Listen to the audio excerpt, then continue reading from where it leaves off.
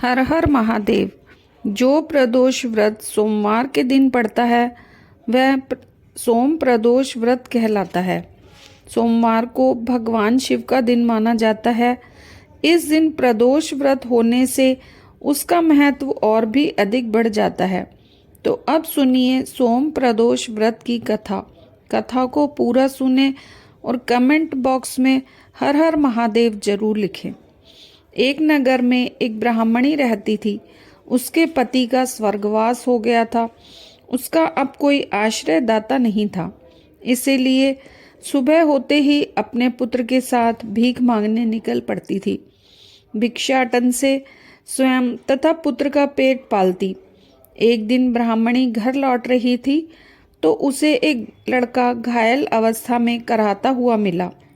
ब्राह्मणी दयावश उसे अपने घर ले आई।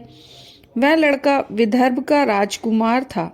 शत्रु सैनिकों ने उसके राज्य पर आक्रमण कर उसके पिता को बंदी बना लिया था और राज्य पर नियंत्रण कर लिया था, इसीलिए वह मारा मारा फिर रहा था।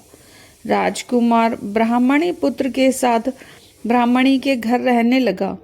एक दिन अंशुमती नामक एक गंधर्व कन्या ने राजकुमार को देखा और उस पर मोहित हो गई। अगले दिन अंशुमती अपने माता पिता को राजकुमार से मिलाने लाई। उन्हें भी राजकुमार भा गया।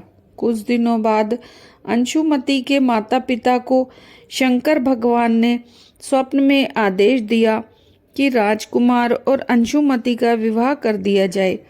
उन्होंने वैसा ही किया। ब्राह्मणी प्रदोष व्रत करती थी। उसके व्रत के प्रभाव और गंधर्व राज की सेना की सहायता से राजकुमार ने विदर्भ से शत्रुओं को खदेड़ दिया और पिता के राज्य को पुनः प्राप्त कर आनंद पूर्वक रहने लगा। राजकुमारी ने ब्राह्मण पुत्र को अपना प्रधानमंत्री बनाया।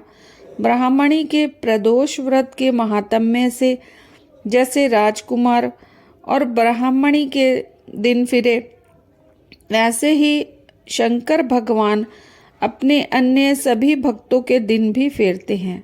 हर हर महादेव।